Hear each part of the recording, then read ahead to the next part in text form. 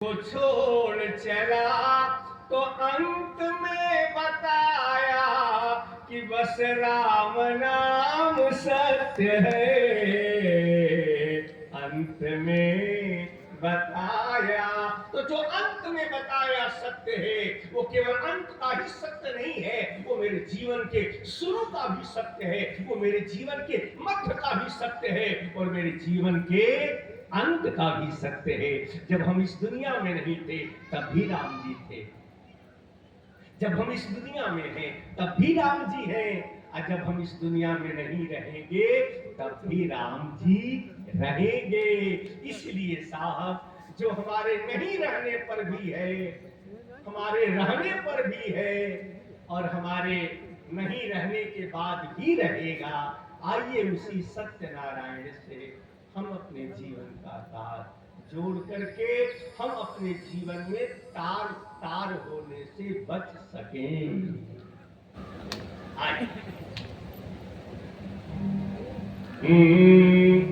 श्री राम जय राम जय जय राम, श्री राम जय राम जय जय राम, श्री राम जय राम जय जय राम, श्री राम जय राम जय जय राम, श्री राम जय राम जय जय राम, श्री राम जय राम जय जय राम, श्री राम जय राम जय जय राम, श्री राम जय राम जय जय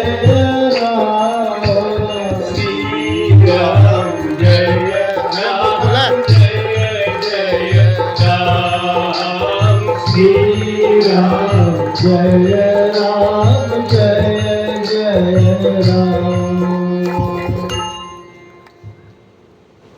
अब जरा और चैतन्य होकर श्रवण करेंगे आप। पानी और मन, फिर से आप सुनिए, पानी और मन दोनों की गति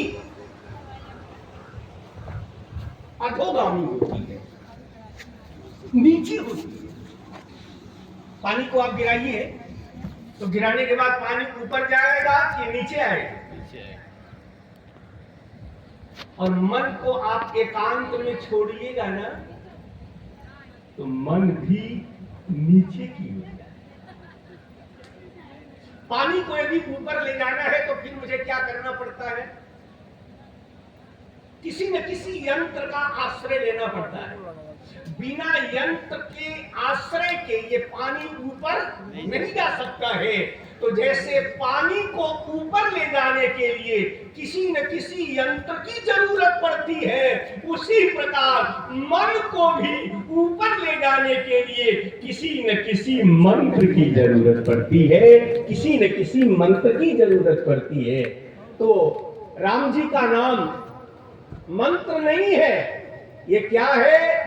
बोले महामंत्र सोई जपत महेशु, महामंत्र सोई जपत महेशु, काशी मुकुट हेतु उपदेशु, काशी मुकुट।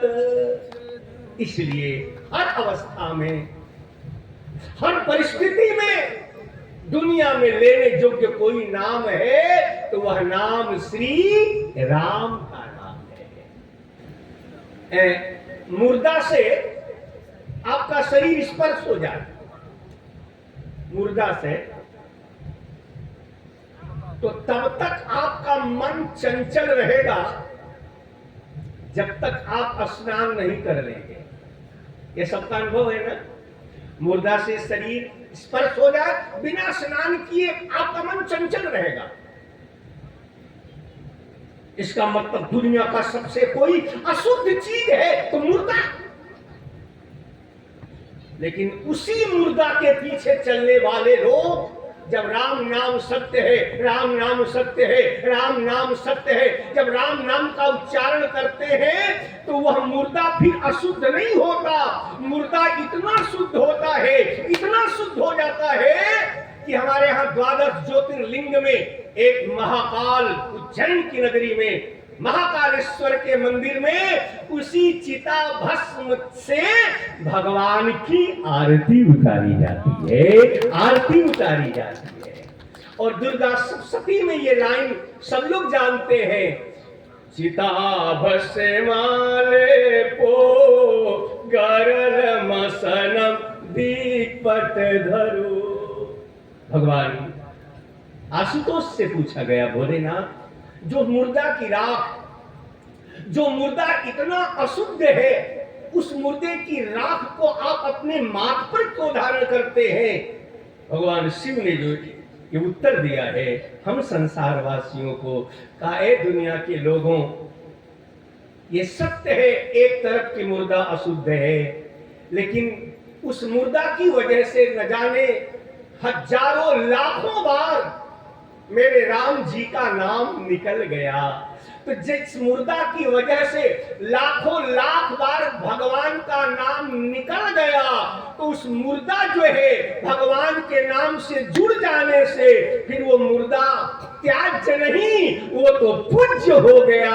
तो बताइए, जब मुर्दा जैसा त्याज्य भी भगवान से जुड़ के भगवान की आरती के योग्य बन सकता है, तो क्या हम मुर्दे से भी गए गुजरे हैं?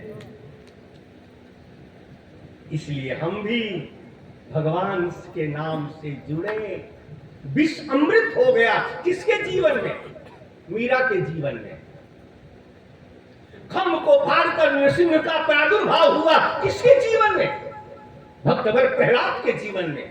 तो यदि प्रेम और समर्पण से विष अमृत हो सकता है, खम्भ से भगवान प्रकट हो सकते हैं, तो उसी प्रेम से यदि हमारा भी संबंध हो जाए, उसी भक्ति और समर्पण से मेरा संबंध हो जाए, तो जो आश्चर्य इनके जीवन में हुआ है वही घटना हमारे जीवन में भी हो सकता है। उसमें संदेह करने की आवश्यकता नहीं है। इसलिए आइए हम भी भगवान के नाम का ही आश्रय ग्रहण करें। हरे राम राम राम सीता राम राम राम, हरे राम राम राम सीता राम राम राम। सभी लोग ताली बजावे। जिनके घर भगवान का नाम लेना सहता हो वो नाम ले और ताली बजावे, और जिनके पास हाथ होगा वो ताली बजाएंगे। और आप अगल बगल देखते रहिएगा कि हमारे बगल वाले के पास भी हाथ है कि नहीं, जरा देखते रहिएगा, ताली बजाइए। भगवान के भजन में शरीर का जो अंग लग जाता है वही जीवन का सार्थक होता है, वरना वो निरर्थक हो जाता है। सब भाव के साथ हरे राम राम राम सीता राम राम राम, हरे राम राम राम सीता राम राम राम, हरे राम राम राम सीता राम राम राम, हरे राम राम राम सीता राम राम राम। आपने बड़े बड़े डॉक्टरों को भी अस्पताल में भर्ती होते देखा है, बड़े बड़े पहलवानों को अस्पताल में भर्ती होते देखा है, बड़े बड़े व्यापारियों को आपने अस्पताल में भर्ती होते देखा है, पर आपने उनको अस्पताल में कभी भर्ती होते देखा है जो दिल्ली कलकत्ता से आने वाली ट्रेनों में लगातार ताली बजाते हैं? देखे हैं आप? नहीं देखे। इसका मतलब ये है, बाबा रामदेव जब 84 आसन करा लेते हैं तो घड़ी से देख के 3 मिनट तक केवल ताली बजवाते हैं, आर्टिफिशियल हंसी करते हैं कि एक बार रील से हंसी को जोड़ लो और रील से जोड़ते जोड़ते एक दिन यही हंसी तुम्हारे जीवन की रियल हंसी हो जाएगी, रियल हंसी हो जाएगी। और जो व्यक्ति घड़ी से देख के 3 मिनट तक, आप प्रयोग करके देखिएगा, घड़ी से 3 मिनट तक आप 24 घंटे में केवल ताली बजाने की आदत डाल लीजिए, आपके शरीर के 90% लोगों का पलायन हो जाएगा केवल ताली बजाने। इसलिए ये ताली अच्छा लगने के लिए नहीं बजाया जाता, इसके पीछे एक मेडिकल साइंस काम कर रहा है, इसके पीछे एक साइंटिफिक बैकग्राउंड है। सब लोग ताली बजावे। हरे राम राम राम सीता राम राम राम, हरे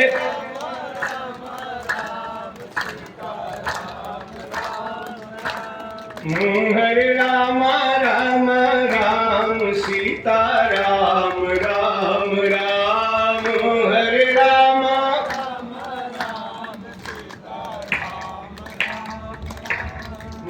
हरे राम राम राम सीता राम राम राम, हरे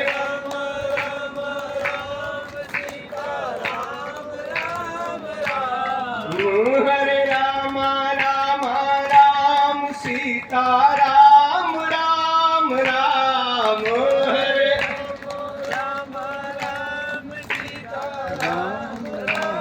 राम हरे राम राम राम सीता राम राम राम, हरे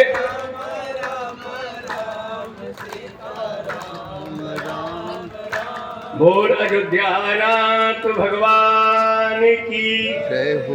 वीर बजरंगी हनुमान जी महाराज की, जगत गुरु गोस्वामी तुलसीदास जी महाराज की, भारत माता की, भारतीय संस्कृति की, सत्य सनातन धर्म की।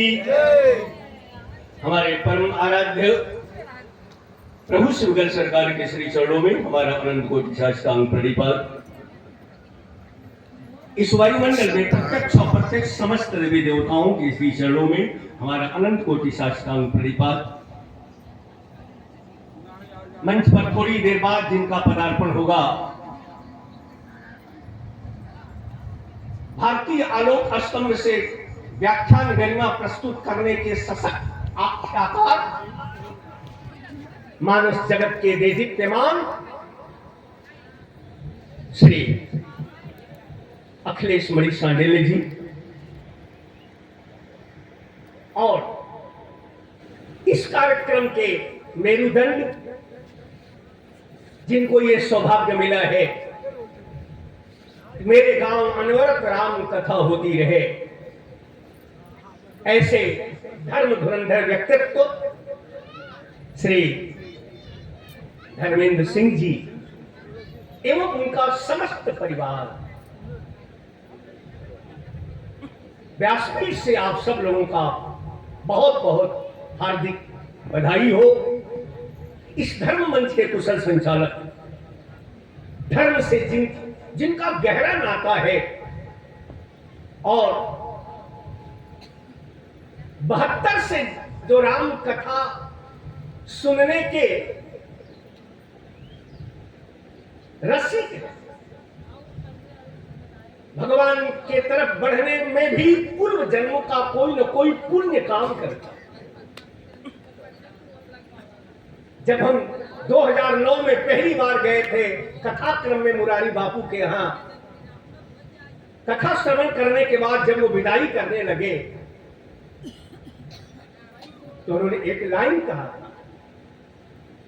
उन्होंने कहा, हम अपने पूर्व जन्मों में कोई ऐसा पुण्य किए होंगे कि भगवान ने इस जन्म में हमको अपनी सेवा प्रदान किया।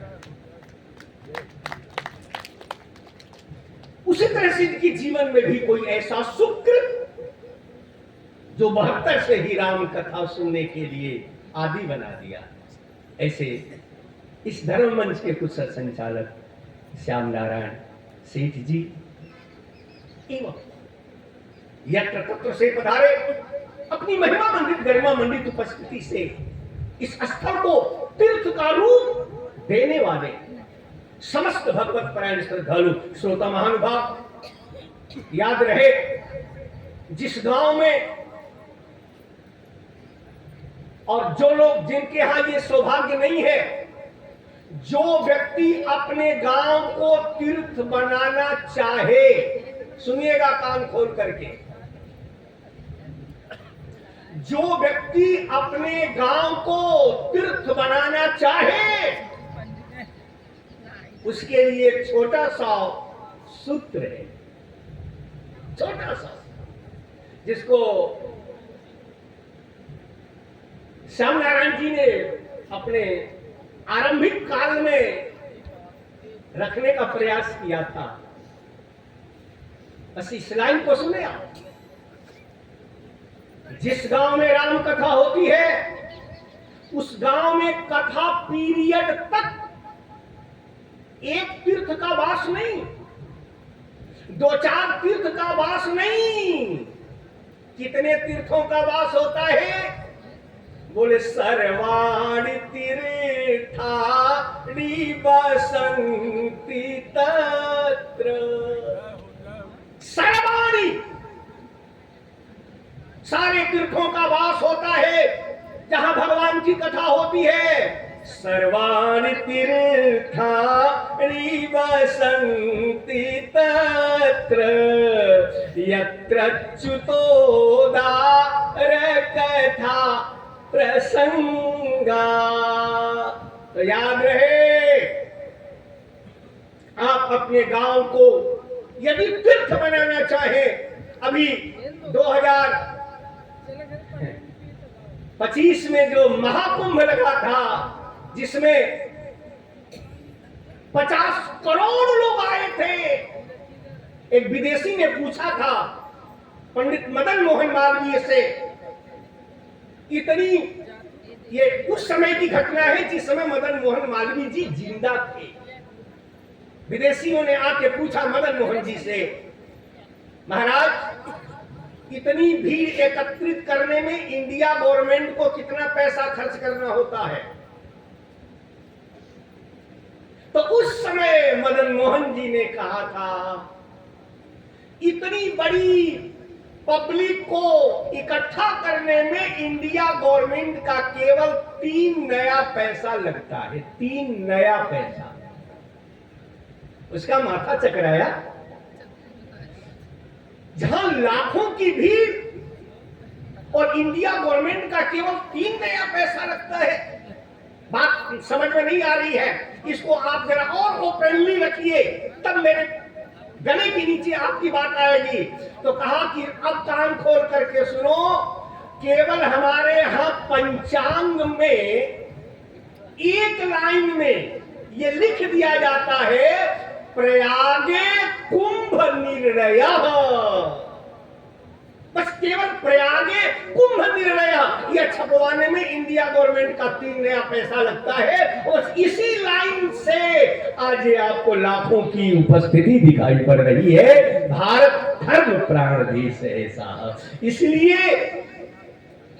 इस परिवार को हमारा इस व्यासपीठ से बहुत बहुत हार्दिक अभिनंदन है, क्योंकि जिस खानदान में एक भी भगवान का भक्त निकल जाता है, उसकी 21 पीढ़ियां अपने आप तर जाती हैं। जिस खानदान में बेटा भगवान का भक्त होता है, तो उसके पिता की 21 पीढ़ी तरती है। पर जिस खानदान की बेटी यदि भगवान का भक्त निकल जाए, तो उसके ससुराल की भी 21 पीढ़ी तरती है और उसके मायके की भी 21 पीढ़ी तर जाती है। इसीलिए महाराज जनक ने सीता जी को चित्रकूट में कहा था, पुत्री पवित्र किए कुल दो।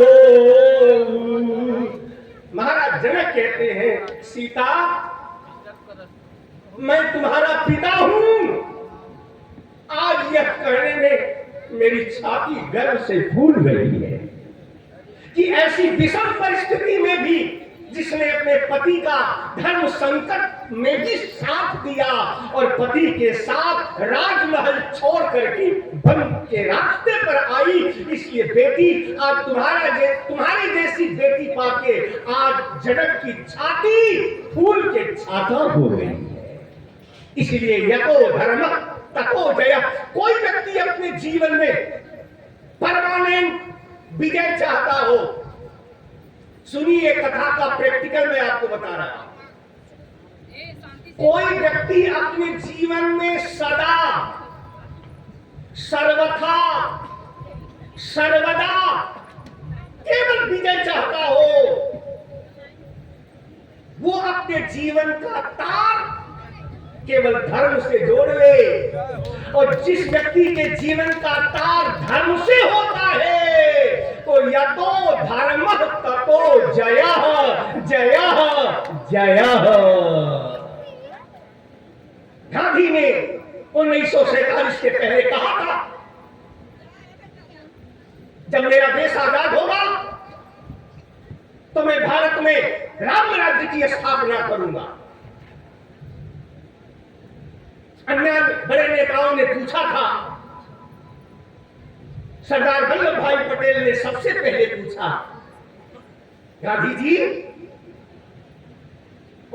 जब मेरा देश आजाद होगा तो आप भारतवर्ष में राम राज्य की स्थापना कैसे करेंगे?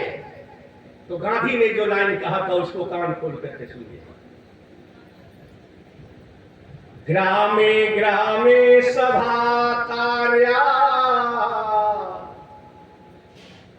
हर गांव में एक सभा का आयोजन होगा।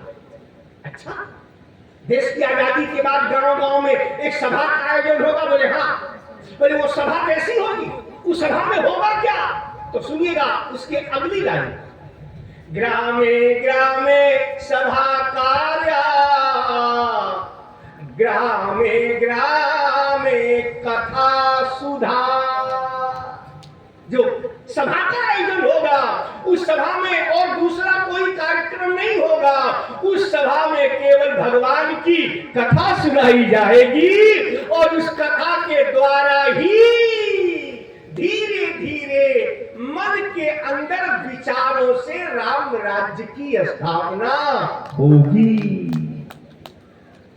इसलिए साहब, मन को ऊर्ध्वगामी बनाने के लिए, मन को भगवान के चरणों से जोड़ने के लिए, अपना जो चिंतन अधोगामी है उसको ऊर्ध्वगामी उठाने के लिए भगवान की कथा से दूसरा बड़ा कोई ब्रह्मास्त्र दुनिया में नहीं है साहब। इसलिए बिनु सत्संग विवेक न होई, राम कृपा बिनु सुलभन सोई, राम कृपा बिनु। इसलिए कल आपने श्रवण किया था, ये रामचरितमानस केवल उन्हीं की धरोहर नहीं है जिनके मुंह के दांत टूट चुके हैं, बल्कि साथ साथ उन नौजवानों की भी संपत्ति है जिनकी बाजुओं में ताकत है, जो समाज में अमूल परिवर्तन कर सकते हैं। बदकिस्मती है आज मैंने गलत अर्थ लगा लिया है। चलो जब मेरी बुढ़ौती आएगी तो मैं रामचरितमानस पढ़ूंगा। क्या रामचरितमानस बुढ़ौती में पढ़ने वाला ग्रंथ है? एक जगह हम कथा कहने गए तो जितने श्रोता आए थे सब 80 साल के, सब 80 साल। हम उनको देखे तो हम अपनी कथा भूल गए। हम उनको कौन कथा सुनाए भाई? जिसका एक पैर श्मशान घाट में जा चुका है और दूसरा उठने की तैयारी कर रहा है, इनको कौन कथा सुनाए? ये क्या इस कथा को सुन के बनेंगे और क्या इस कथा को सुन के बिगड़ेंगे? बनना बिगड़ना तो 20 साल वाले को है। याद रखिएगा, कथा में यदि केवल 80 साल के लोग आएंगे तो कथा केवल 20 साल चलेगी, और कथा में यदि 20 साल के लोग आएंगे तो कथा 80 साल तक चलती रहेगी, कथा 80 साल तक चलती रहेगी। इसलिए ये राम कथा में बुजुर्ग आने अच्छी बात है, पर सबसे अच्छी बात तब होगी जब कथा में युवाओं का भी पदार्पण हो। इसलिए भगवान श्री राम धनुष मत्स्याला के सामने खड़े हैं और लक्ष्मण जी के शरीर में बोले माथे लखन कुटिल भई भोहे अरद पट फरकत नयन रिसोहे। अब आप कहां तक निकल गई? बोले कही जनक जस अनुचित मानी अविद्यमाने रघुकुल मणि जानी। महाराज इस बुढ़े धनुष के लिए कह रहे हैं वीर विहीन वही मैं जानी, और इतने से भी संतुष्टि नहीं हुई तो यहां तक कह दिया बोले तज हुआस निज निज गृह जाहू अलिखान विधि वैदेही विबाहू। लिखान विधि सुनिए, यदि आपका आदेश हो जाए तो इस बुढ़े धनुष की बात क्या है? मैं पूरे ब्रह्मांड को तोड़ूं छत्र दंड चिन्ह तो प्रताप बंद। इस बुढ़े धनुष में क्या रखा है? जो तुम्हारे अनुशासन पाऊं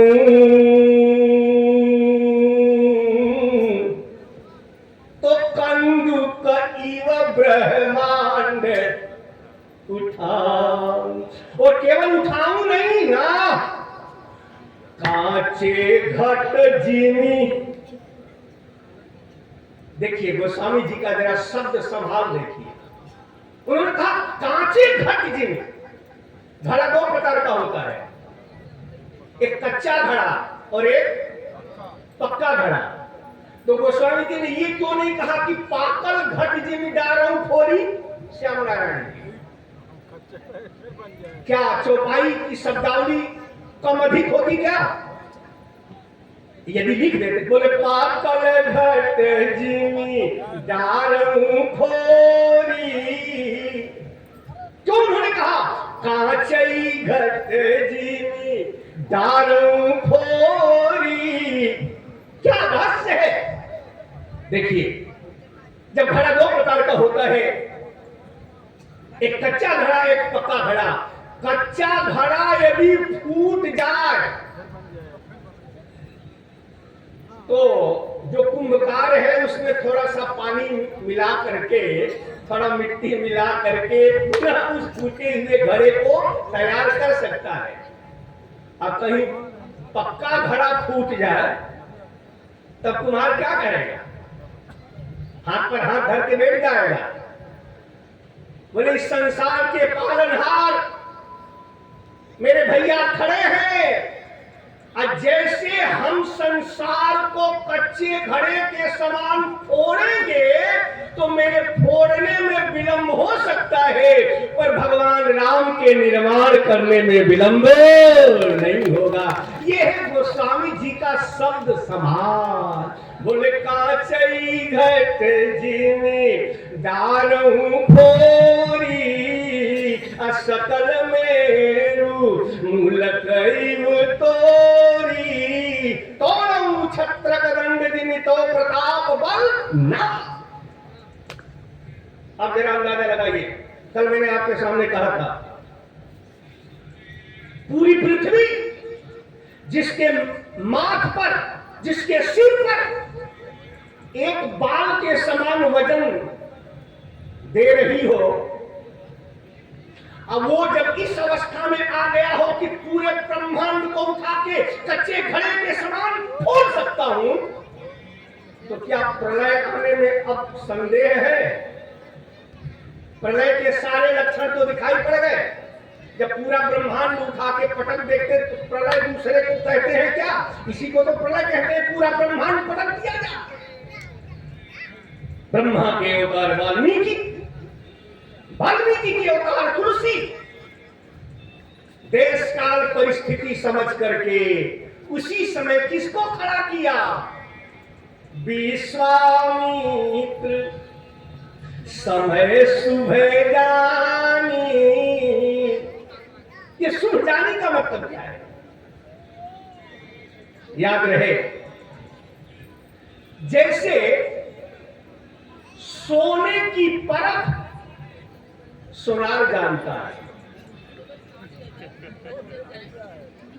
हीरे की परख जौहरी जानता है, उसी प्रकार समय की परख कोई सदगुरु ही जानता है साहब, कोई सदगुरु ही जानता है। इसलिए याद रखिएगा, हर गृहस्थी को जीवन में कोई न कोई सदगुरु जरूर बनाए।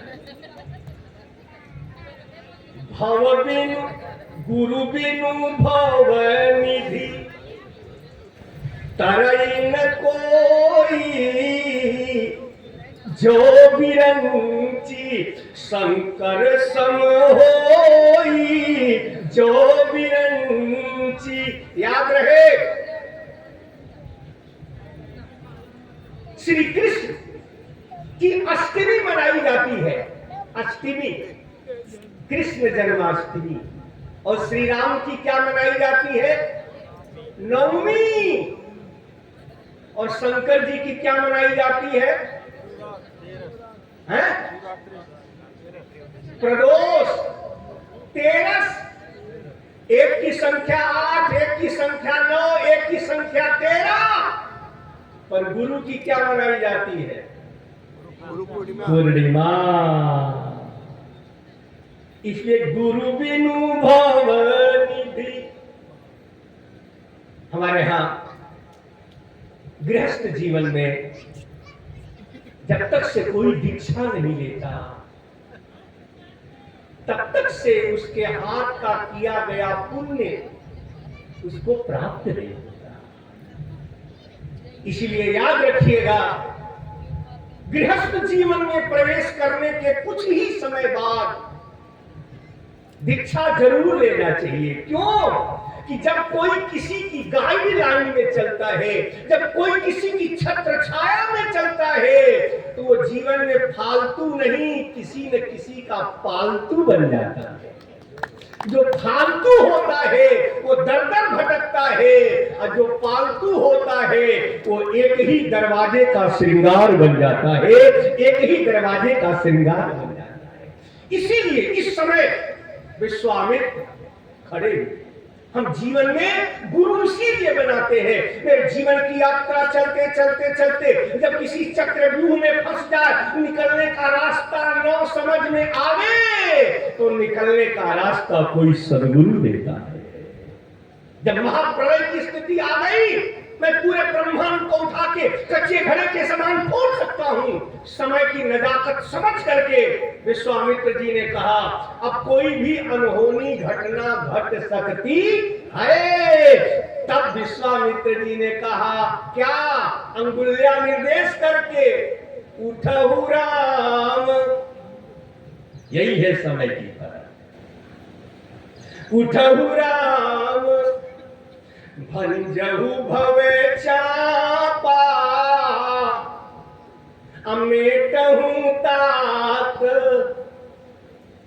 जनक परितापा, मेटहु तात। कल मैंने बताया था, महाराज जनक इतने बड़े तत्वज्ञानी है, इतने बड़े मीमांसी है, इतने बड़े तत्वदर्शी है कि जिसको अग्नि की ज्वाला भी जला न सके, जिसकी हथेलियों को उस महाराज जनक के मुंह से क्यों निकल गया कि तजहुआस निज निज गृह जाऊं।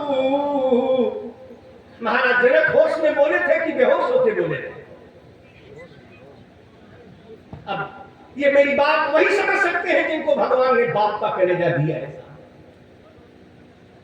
25 वर्षों तक जंगल के खाक छानने वाले राणा प्रताप की जब बेटी ने ये कहा था, 2 ही तो रोटी घास की बन पाई थी, लेकिन वन बिलार लेके भाग गया, तो महाराणा प्रताप का फौलादी कलेजा कांप गया। उन्होंने कहा, सोने की थाली में भोजन करने वाली बेटी आज ऐसे दिन देखने पड़ रहे हैं कि वो बेटी घास की रोटी के लिए चिल्ला रही है। मैं भी चलता हूं, अधीनता स्वीकार कर लेता हूं। कदम डगमगा गए राणा प्रताप के और कदम बढ़ गए दिल्ली की ओर। ये है पितृत्व भाव। दरबार धरती तेरी गोदी कई बार सुनी हुई, पर को कभी नहीं खाली हुआ। एक से एक महापुरुष पैदा होते गए, खड़ा हो गए उन्हीं के राज्य का रहने वाला एक बनिया, कि उसका नाम दानदाताओं की श्रेणी में कर्ण के बाद यदि कोई दूसरा दानदाता हमारे आपके नॉलेज में हुआ तो महाराणा प्रताप के काल का बनिया, जिसका नाम था भामा साहब। खड़ा हो गया भामा साहब, खोल दिया अपनी तिजोरी का दरवाजा और कहा, राणा मैं तेरे ही राज्य का रहने वाला बनिया हूं, नाम मेरा भामा साहब है, मेरी तिजोरी में इतनी संपत्ति है, मेरी तिजोरी में इतना खजाना है कि तुम्हारी सारी सेना चाहे जितने दिन चाहे बैठ के खा सकती है। सारी संपत्ति तेरे चरणों में अर्पित कर रहा हूं राणा, पर एक बार झोली फैला के मैं तुमसे भीख मांग रहा हूं राणा, कि जो कदम बढ़ गए हैं दिल्ली की ओर उसको वापस करो, और वापस करके एक बार भारतीय संस्कृति की लाज बचा लो राणा, लाज बचा लो। एक तुम्हारा नाम लेकर के आगे की आने वाली जनरेशन, आगे की आने वाली संतान, आगे आने वाले लोग अपने को शान के साथ भारतीय कह सकते हैं। यह है पितृत्व भाव। लेकिन समय देश काल परिस्थिति के अनुसार जब सूर्योदय होता है तो सूर्योदय के पहले एक और उदय होता है, उसका नाम है अरुणोदय। और होने वाला अरुणोदय कहता है कि बस अब सूर्योदय होने वाला है। तो महाराज लक्ष्मण का ये क्रोध, आंखों की लालिमा, अरुणोदय में आकाश लाल ही तो होता है, तो लक्ष्मण जी का क्रोध, आंखों का लाल लाल होना, ये अरुणोदय है। और उसी समय गुरुदेव विश्वामित्र के निर्देश पर उठहु राम भंजहु भवे चापा, अमेटहु तात जनक परितापा, मेटहु तात। जब गुरुदेव विश्वामित्र का संकेत हुआ, अब राम जी उठे। और जब राम जी उठे ना, तो अब देखिए और लोगों के उठने में और राम जी के उठने में क्या अंतर है। कुछ लोग यहां बैठ के भी यहां नहीं है,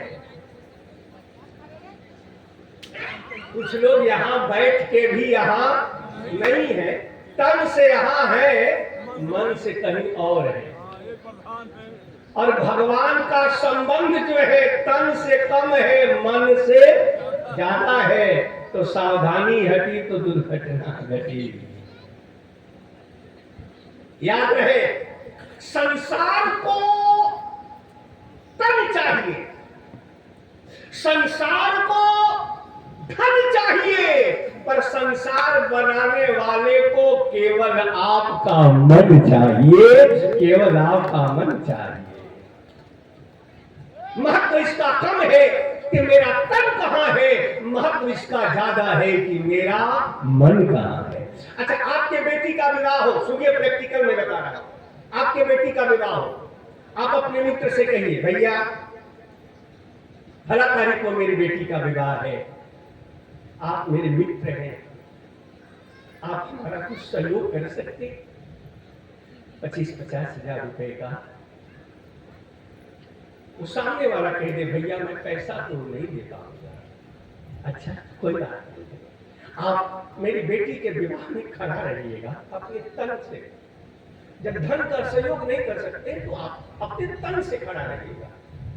कहा मैं तन से तो दिल्ली जा रहा हूं, कहा मेरी बेटी के विवाह में आपका सहयोग क्या रहेगा?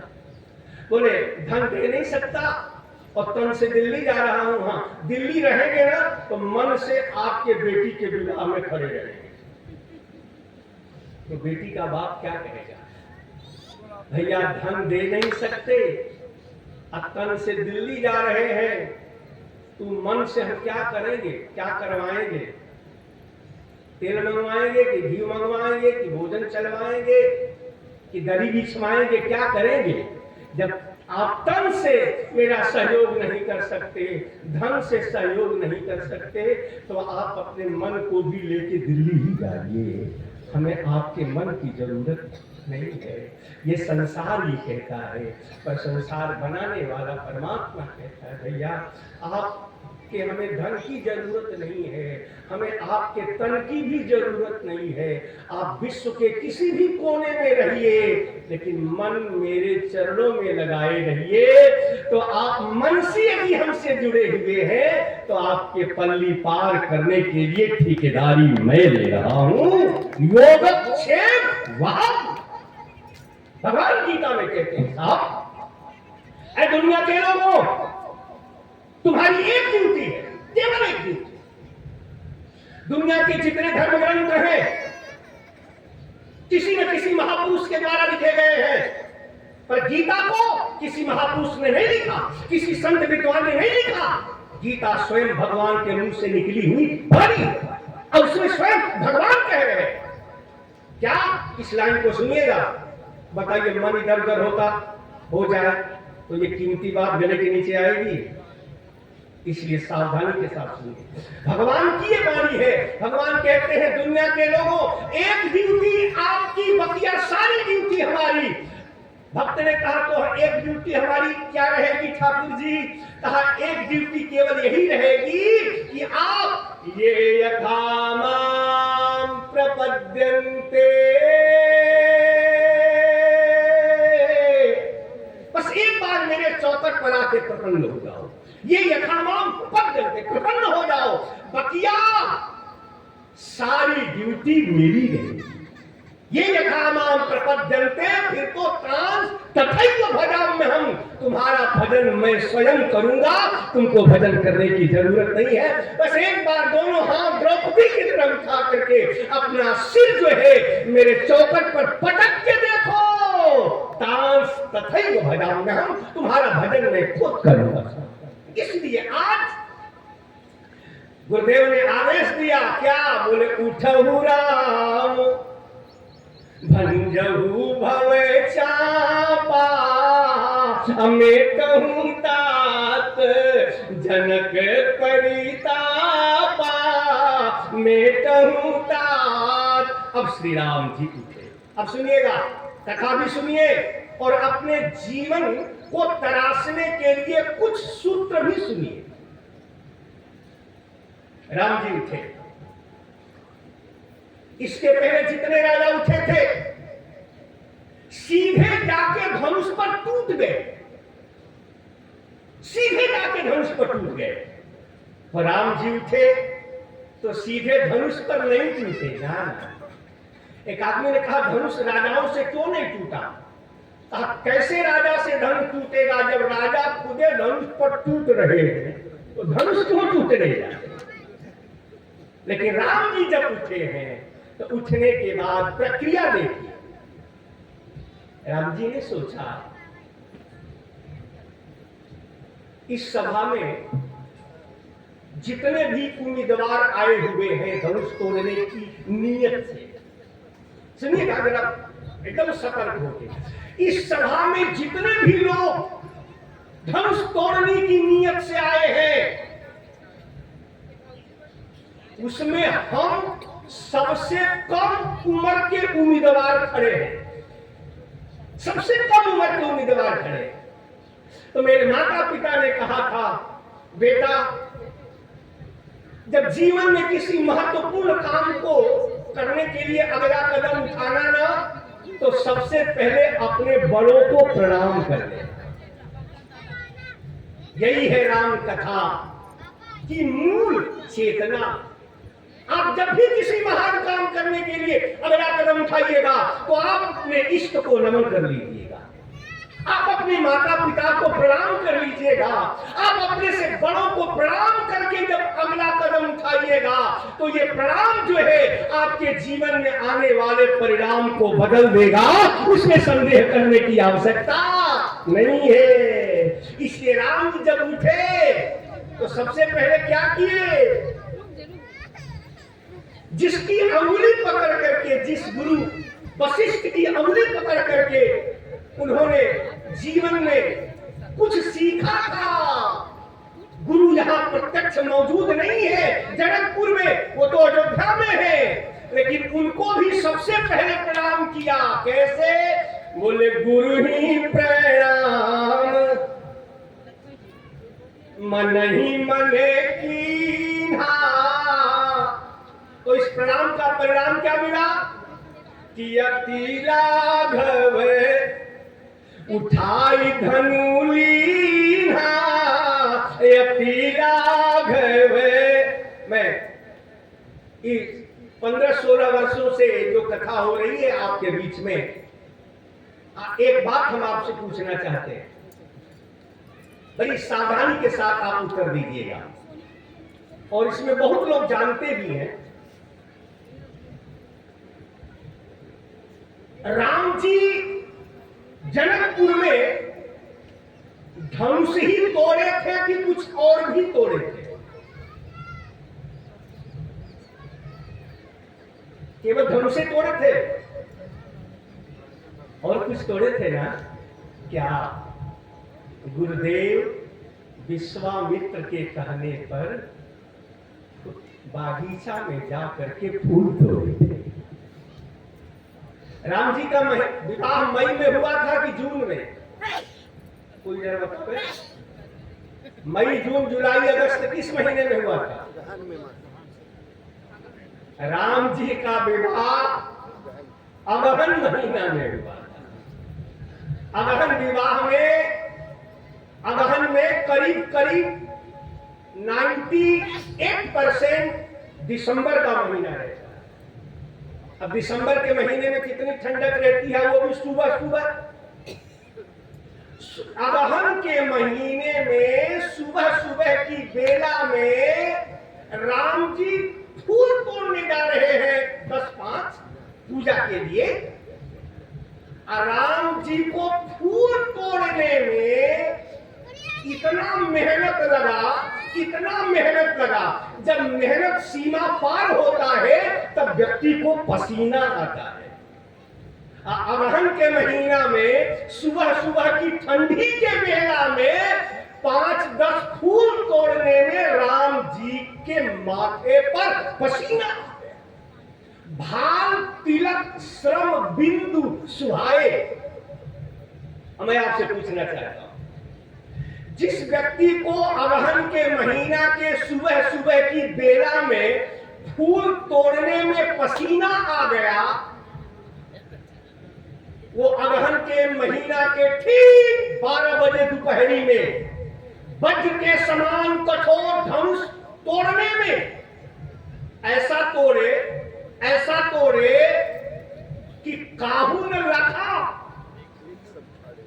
लेत चढ़ावत खैचत गाढ़े, काहू न रखा देखी सब ठाढ़े, काहू न रखा। अब मैं आपसे पूछना चाहता हूं, सब गृहस्थ परिवार के लोग यहां उपस्थित हैं, जिस व्यक्ति को 5 फूल तोड़ने में पसीना आ गया, वो वज्र के समान कठोर धनुष को कैसे इतना झटका में बिजली की तरह तोड़ दिया कि देख रहे थे सब, लख कोई नहीं पाया। ये चमत्कार कैसे हुआ? ये है जीवन के प्रणाम का परिणाम। करके देखिएगा, कोई भी काम करने के लिए चले, और तो और साहब आप दुकान जाते हो 9 बजे, आप रोज अपनी मां को प्रणाम करके जाने की आदत डाल लीजिए। आप रोज 9 बजे ड्यूटी करने जाते हैं, अपने पिता को एक बार प्रणाम करने की आदत डाल दीजिए, आपके जीवन में अकल्पनीय चमत्कार होगा। राम जी के जीवन में हुआ, तो जब राम जी के जीवन में हो सकता है तो आम लोगों के जीवन में नहीं हो सकता है? करके तो देखिए, उसी आम लोगों में विष अमृत हो गया, उन्हीं आम लोगों में खम को फाड़ के नृसिंह का प्रादुर्भाव हुआ, तो उसी आम लोगों में ये परिवर्तन हो सकता है। अब राम जी धनुष तोड़े, सीता जी आई, राम जी माला डाले, सीता जी माला डाली। इसके बाद चूंकि बात अपने पूर्णता की ओर है और आज कथा का विश्राम भी है, कई औपचारिकताएं हैं। जब धनुष टूट गया, पत्रिका गई है, अब विवाह के लिए सीता जी को हल्दी लगाई जा रही है। अब हवाई सर्वेक्षण से देखें,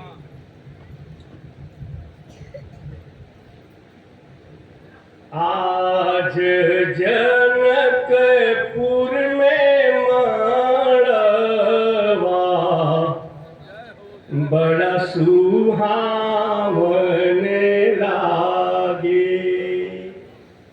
सीता के चढ़े लाहर दिया बड़ा मन भावने लागे, हरे हरे बसवा कटवले जनक राजा, रानी सुनैना के बाजेला आनंद बाजा, सुर भैली सगरी महलिया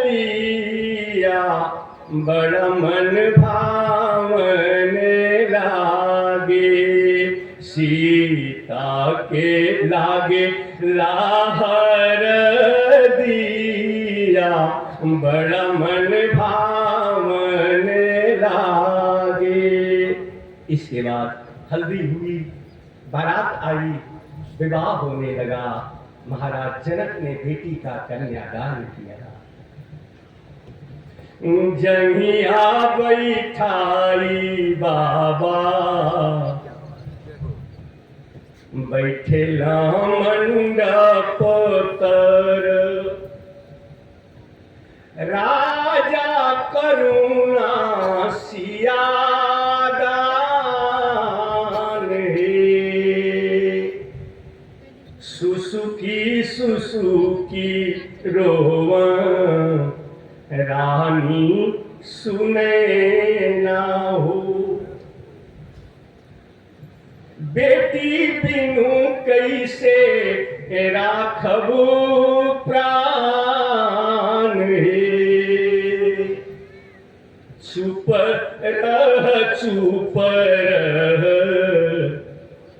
रानी सुने ना हो, इहे जग बाटे बेवहार हो, जंगिया बैठाई बाबा, बैठेला मंडप तर। बहुत ऐसी बेटियां हैं साहब, जिस समय भाई हाथ पर पानी देता है और बेटी के कलाई को बाप अपने हाथ से पकड़ा रहता है। कई बेटियां हैं जो उस समय को बर्दाश्त नहीं कर पाती, ऐसा वातावरण बन जाता है कि लगता है पूरा मंडप रोने के लिए विवश हो जाता है। उस बेटी को जिस समय बाप विदा करता है, एक बात मैं कहूं, ये सबसे अंतिम वाक्य मैं आपको कह रहा हूं, किसी बाप का एकलौता बेटा हो और समय में साथ छोड़ दे, बाप की कमर टूट जाती है।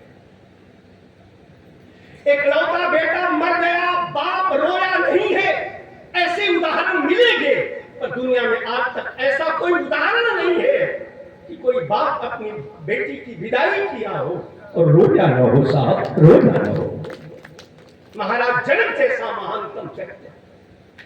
बेटी की विदाई पर अब वो चर्चा बड़ी आगे और गंभीर हो जाएगी। एक लाइन कह के मैं अब वाणी को विश्राम करूं। जिस समय धनुष टूटा है, सभी लोग आकर के अगल बगल हजारों की संख्या में खड़ा होकर के धनुष से प्रश्न कर रहे हैं कि ए धनुष, केवल एक उत्तर दे दो। कहा क्या? कहा तुमको 10,000 लोग मिलके उठा रहे थे, तुम नहीं उठे, अकेले राम जी के हाथ से कैसे उठ गए? कैसे उठे? अब धनुष ने जो उत्तर दिया है, उसने कहा ए दुनिया के लोगों, 1000 लोगों के हाथ से न उठ के, अकेले राम जी के हाथ से उठ के मैंने संसार को एक सीख दिया है। बोले क्या सीख दिए हैं? बोले यही सीख दिए हैं, ऐ संसार के लोगों, 1000 लोग मिलके तुमको उठाना चाहेंगे, तुम नहीं उठ सकते हो। दुनिया में उठता वही है जिसको स्वयं भगवान उठाना चाहे। जिसको भगवान उठाना चाहेंगे वही दुनिया में उठ सकता है। जिसको भगवान उठाना न चाहे वह दुनिया में उठने वाला नहीं है। इसीलिए तुलसीदास जी राम कथा लिख के अमर हो गए, मुकेश इन्हीं के चरित्र को गा के अमर हो गए और रामानंद सागर टीवी पर दिखा के अमर हो गए। रामानंद सागर टीवी पर दिखा के अमर हो गए। इसलिए परमात्मा ने आपको 24 घंटा दिया है। 24 घंटा में 23 घंटा, 23.5 घंटा दुकान को, मकान को, परिवार को, रिश्तेदार को दीजिए, लेकिन कम से कम 24 घंटे में 24 मिनट उसको दीजिए जो दुनिया का सर्वोत्तम ये मनुष्य का शरीर बना करके हमको आपको इस दुनिया में भेजा है। तभी मेरा जीवन सफल होने के साथ साथ सुफल भी हो पाएगा। इन्हीं मंगल कामनाओं के साथ एक लाइन आप हमारे साथ गावें। मेरे राम जी के सिर पर ताज रहे, मेरे राम जी के सिर पर ताज रहे, मेरी सिया जू को अचल सुहाग रहे, मेरी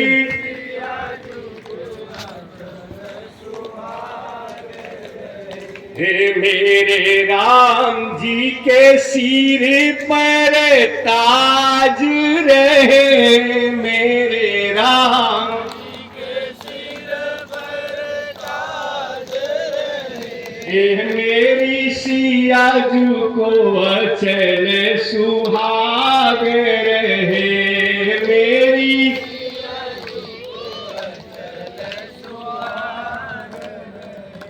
प्रभु की प्रेरणा प्रभु के चरणों में समर्पित करते हुए इस जगमान परिवार बाबू धर्मेंद्र सिंह जी एवं उनके पूरे परिवार को उस राजपीठ से उनके भविष्य की मंगल कामना और आपका मन सदा सर्वदा सर्वथा संसार बनाने वाले ठाकुर जी के चरणों से जुड़ा रहे, जुड़ा रहे, जुड़ा रहे। दुनिया में इससे बड़ी उपलब्धि कुछ नहीं। जो भी है सब इसी धरती पर रह जाएगा वही जिनका संबंध ठाकुर के चरणों से। बस एक बार दोनों हाथ को ऊपर उठा करके सितारों की महफिल को महफूज करना, बहुत देर तक रात ही रात होगी। मुसाफिर हैं हम भी, मुसाफिर हो तुम भी, किसी मोड़ पर फिर मुलाकात होगी, किसी मोड़ पर फिर मुलाकात होगी। दोनों हाथ को ऊपर उठा करके, बच्चा रो रहा हो मां ना उठावे, लेकिन जिस समय बच्चा रोता हुआ दोनों हाथ को ऊपर उठा के एक बार मां कह दे, कौन ऐसी मां है जो बच्चे को हृदय से न लगा दे? वो मेरा ऑलमाइटी गॉड केवल पिता ही नहीं है, वो मेरी माँ भी है, माँ भी है। तभी तो ये लाइन कहते हैं, त्वमेव माता च पिता त्वमेव। इसलिए एक हाथ सभी लोग दोनों हाथ ऊपर उठाएं। ओम नमः पार्वती पते हर